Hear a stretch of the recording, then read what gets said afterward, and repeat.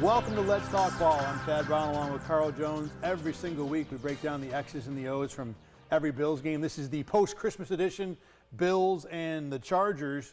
And Carl, first of all, good Christmas? You have a good holiday? Good some time off? Ate some good food. And you know what? That's all I can really ask for this time of year. I'll FaceTime my family back in Cleveland. They're all good. So all good in that regard. What about you? You were here holding down the ship for us, so me and AJ could spend some time with our more local families. So we appreciate you. Ate my face off. I mean, just absolutely crushed it. Feeling it today, but it was well worth every single minute. That's what the New Year's for, though.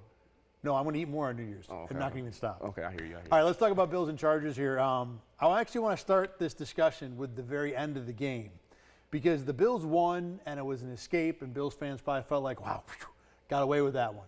And I think it was even closer than how it looked initially. Number one, that home run throwback play, the multilateral play that the Chargers had at the end, they ran something and had it set up real well to where Christian Benford had to make a hell of a play to shut it down because when Easton Stick catches the second lateral and throws it across to whoever the receiver was, at that moment the Bills have 2 or 3 defenders on that side of the field, side being like the Chargers sideline.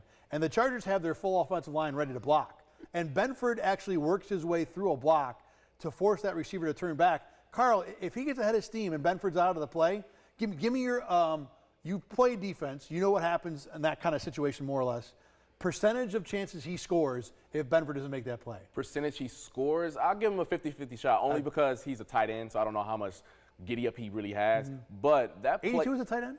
I mean, I don't think I saw him line up too often. If he was, he didn't put it like this. If he was a receiver, I didn't like his moves after the fact. I'll tell you that. That's fair. But that was just a great play because I know offenses spend so much time on those type of plays, especially on the walkthrough days, right, where you go through all the situational stuff, Hail Mary situations, toss back, throwback plays, and the fact that Christian Benford, I'm not going to give the whole defense credit. Christian Benford and a couple other guys had pursuit from the inside where Cam Lewis, I think, was Cam one, Lewis. yeah. If they weren't locked in. And I want to give Sean McDermott credit also for, I believe, calling a timeout the play prior to kind of get them situated, getting all the DBs on the field, getting some speed out there to get ready for all the lateral type of stuff. So huge shout out to 47 because if he doesn't make that play, this conversation on Wednesday is a lot more toxic. Yeah, Alex Erickson, I think 82 was the receiver who had the ball on the cross. I mean, he's not, Tyreek Hill, but it wasn't a tight end, I don't think. Okay. Regardless, I think 50-50 is about right. That Benford makes a potentially game-saving play there. And on another 2 weeks in a row here, or 2 out of 3 weeks, where a lateral play nearly got the Bills beat. Separate of that, 2 other plays on the Bills' go-ahead field goal drive, where a little bit fortunate, more so on one than the other. The throw to Khalil Shakir, and I love that Josh Allen talked about this on Wednesday to kind of explain. It's a scissors route, so you got 2 receivers right, Shakir on the inside. He runs around the outside receiver, and they're basically both doing verticals, but just swapping. And what that does is because the Chargers were in man, it forces the 2 defenders to also switch, and they run into each other. But what Josh Allen said is that Shakir being on the inside, once Josh Allen saw his inside defender go high or go deep and go behind his teammate to get to Shakir, Allen knew it was good because they were going to have Shakir stop and throw underneath.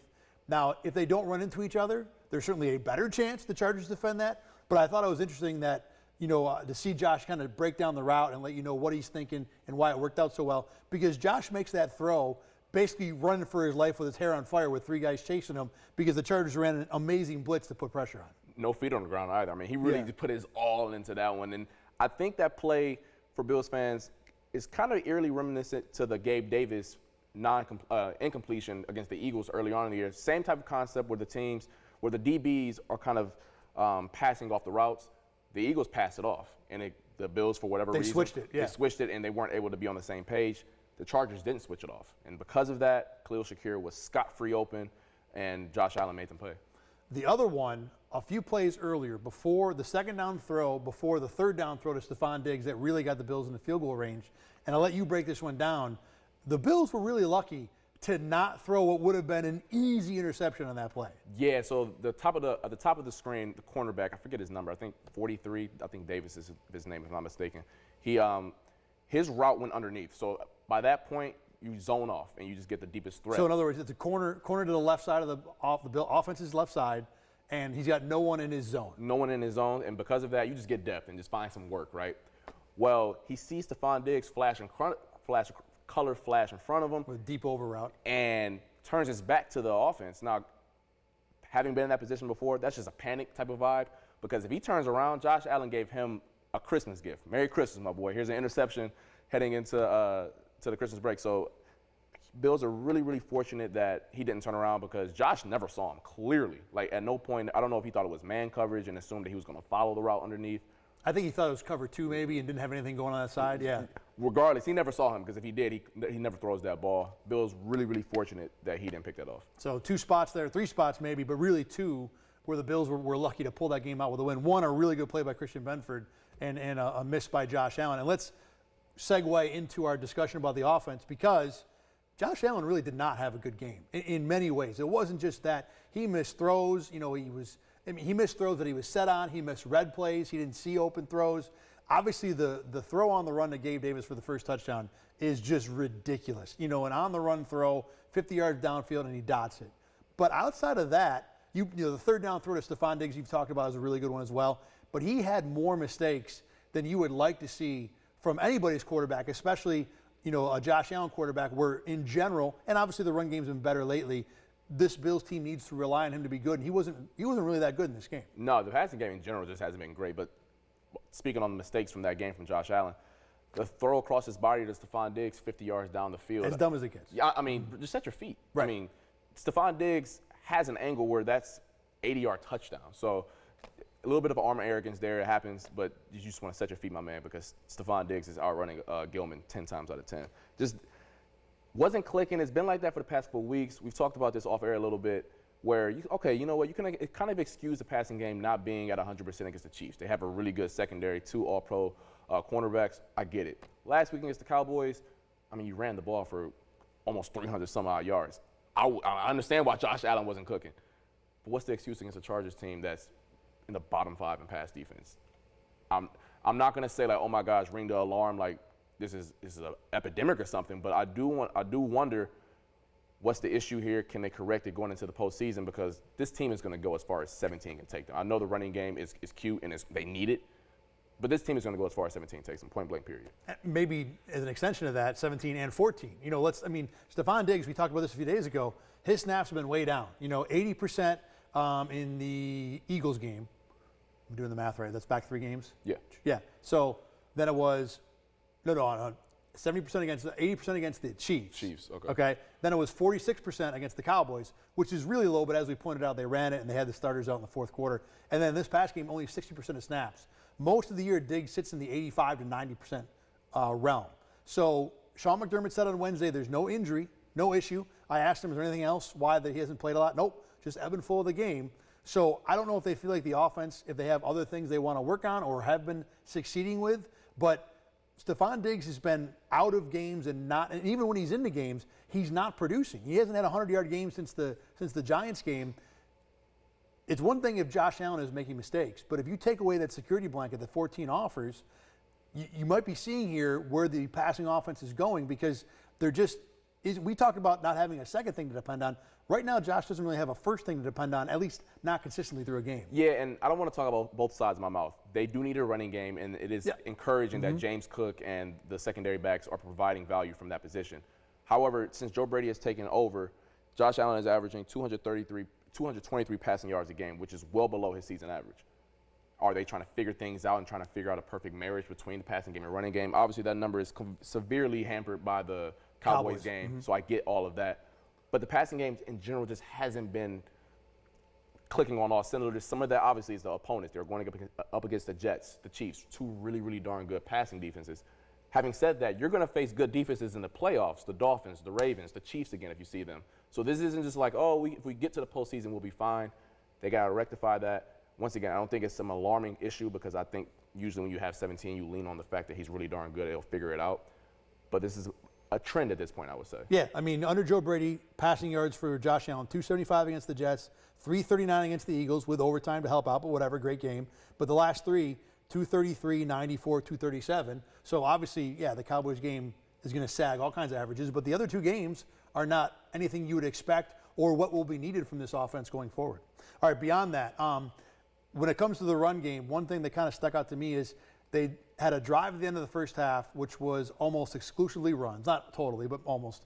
And they did a lot of the stuff they've normally been doing, lead stuff, pull stuff, Deion Dawkins leading through B gaps and C gaps, and ran it on the field. I thought, wow, here are the Bills getting the run game going. They're just going to dominate this in the second half. And they did not. And I thought largely they went away from it. They ran more two tight end sets, a little more zone run like you talked about. And although that run game in the second half wasn't terribly unsuccessful, they didn't stay with it, and it wasn't nearly as good as what the first half stuff was. I wonder, and once again, I don't want to speak for Joe Brady here, maybe they were kind of thrown off by some of the looks that the Chargers defense was getting them, and they're not really used to that Chargers defense because it's a new defensive staff and everything. Right. Yeah, first week with the new staff, yeah, for sure. But having said that, like you said, though, they were effective with the variety run game going up against that same staff. So I don't know why the switch. I don't know why the change. Maybe that was an explanation for it. But that was kind of weird considering, all the Deion Dawkins, Spencer Brown, Mitch Morris on the perimeter type of stuff, where is that this week? It wasn't evident in that second half. I thought the offensive line in general had a pretty good game. Khalil Mack was really not much of a factor.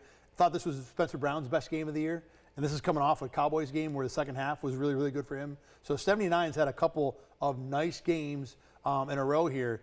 And, even though we've kind of been a little bit down on Joe Brady and how the offense has operated, there were still things in this game that I really liked. The first play to open up the final drive, the fake pitch to get Dawson Knox over the middle, that's kind of a variation on the 4 strong, which was send 4 receivers out to one side of the field and sag a tight end back inside after you're forcing all that eye candy to get defenses chasing the outside.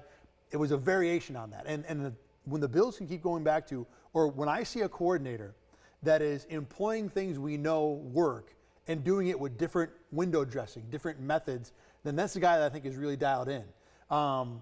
Beyond that, in terms of Joe Brady, anything else you're seeing where you like what you saw to the offensive coordinator in this particular game? Nothing off the top of my head. I do want to say I don't think he's been bad. I think he's actually been good. It's just that the passing game hasn't been crisp for whatever reason. I'm not blaming him for that. They haven't been clicking as well as you would like this time of year.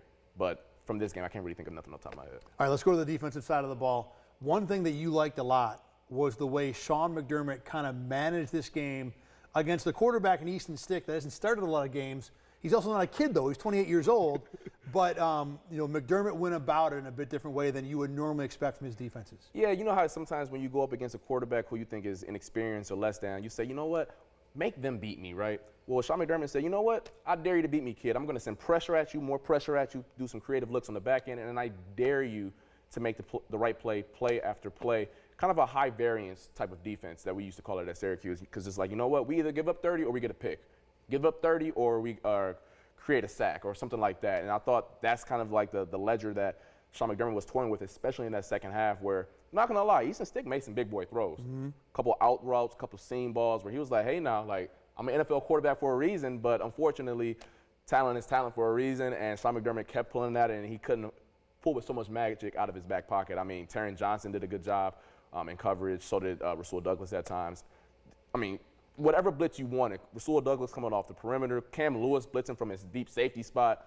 You never see McDermott do that. Never doing that. So he was literally saying, you know what, kid, I dare you. You can be right once. You might be right twice, but you're not going to be right 3, 4, 5 times in a row. So that was really, really cool to see watching it back. And I thought Stick was pretty composed. With all that pressure coming at him, he was not, to be honest, I thought he was more composed than Josh Allen was in this game. He stuck in the pocket. He made throws. Yeah, he made a couple mistakes, but he didn't throw any interceptions. There was no, turnovers from that point of view in this game. And like you said, he made a couple of really solid, hitting the seam a couple times to drive the Chargers into scoring range. I was really impressed by that. Another thing that you did not like in this game, and it has from time to time been a problem for the Bills, is the missed tackles. Yeah, because last week against the Cowboys, they played with their hair on fire. There were no yak potential plays, none of that good type of stuff. Against the Chargers are going to play a little bit harder this week because they just lost their head coach. But some of those 2-yard runs became 6 and 7. Some of those 5-yard catches became 10 and 11. And those add up, especially when you're going up against a team that's inferior. Austin Eckler, for whatever reason, I don't watch the Chargers a lot this year, but Chargers fans are completely out on him. But this week, I don't know why, because he played really, really, really, really hard. And he, once again, had some of those 1-yard plays turn into 5. And I know it looks small, like when you're watching it, but when it's 3rd and 1 and you need 1 yard and you turn it into 5 and 6, that adds up every single time you're out there. So the missed tackles got better as the game went on, but that was the reason why the Chargers hung around. Yeah, Terrell Dotson and Terrell Bernard both had multiple misses on Eckler in particular. That's where I think the majority of the missed tackles were on both sides of it. It was Eckler causing them and the linebackers missing them for the most part. I thought late in this game, last 15, 20 minutes or so, secondary played as good as it's played all year. You know, this is still a patchwork unit. I mean, there were multiple snaps with Cam Lewis at safety and Jordan Poyer at linebacker, and you got Rasul Douglas, who still is a short-timer, you know, just showed up at midseason, and they had the zone on a string. When they went man or press, they were succeeding all over the place. Again, you know, we're not talking about Jalen Waddle and Tyreek Hill on the other side, but it's still NFL receivers, and I thought the Bills locked them down late in this game. Yeah, you think of the Bills' defense, zone coverage, and all that good type of stuff. Man, them final 2 drives, McDermott asked his DBs and said, "Hey, man, you're on islands, go win." And they did. That's all you're going to ask for out of your guys out there to just go win. I was very impressed with Poona Ford. First game in a while. Not just, he had a sack, and really that sack was Ed Oliver's fault. You know, Poona had the quarterback walked into him after Oliver's pressure. But then after that, Poona had a 6 spin move that got another pressure, and that generated Ed Oliver's sack. So people talk about Ed Oliver was great, and he was really good in this game. But Ed Oliver's sack was not Ed Oliver's doing. That was Poona Ford's pressure that got him a sack. He was very good beyond that. Now, I don't think the Bills use Poona a lot, you know, in terms of wanting to, like, change your rotation. Maybe if I see more games like this, I will. I'd think that. But Jordan Phillips is not coming back into the playoffs at earliest, second round of the playoffs. So there is still that defensive tackle spot that could be available even when Daquan Jones comes back. But you could go Oliver, Daquan Jones, and then maybe Settle and Poona after that. So, you know, perhaps he's given himself an opportunity at least to play into that rotation area, because people have been wondering, why isn't he playing? I thought he was great, and so did I.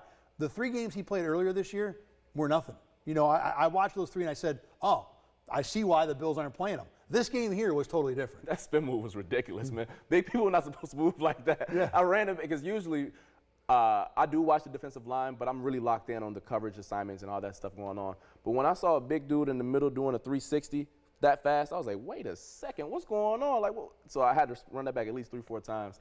That was a really cool play, and like you just said, it was an impressive game for him, and I know the Bills want more of that going forward. So, you know, not a super game for the Bills, and I guess we probably should have expected some of this. Shorter week, Chargers with extra rest, motivation with a new coach. They were the home team, and I was surprised. There was a good amount of Bills fans. I thought, considering it's L.A., people don't care, it's the lesser L.A. team, that this would be a dominant Bills crowd. It was not. It was probably 60-40 Chargers, you know, so there was some home field advantage there. And then, 3-0 in turnovers, obviously it changes every game.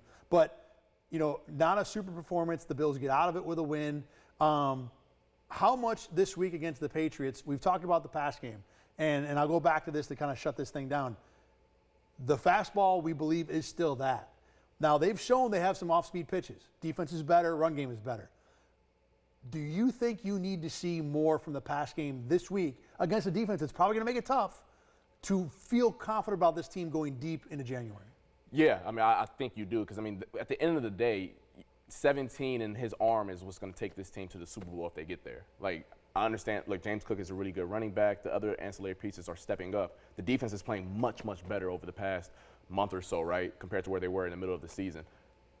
But that passing game has to be better. It just has to be. You're going to go. I mean, we saw what the Ravens did to a 49ers offense that has been the best offense over the past 300-something days, right? You're going against defenses like that. This Dolphins defense has been really good since Jalen Ramsey has come back. Same thing with the Chiefs. They just saw that last month. You want that passing game to at least be serviceable, because it's been broken, quite frankly, and Josh Allen has made it look better than what it actually is, because he's made some ridiculous throws. But I don't want to count on Josh Allen having to do that to create big plays, because there were times this year where they were in rhythm on target offense and we were able to create those plays. Now they just always got stuffed in the red zone because of turnovers and drops.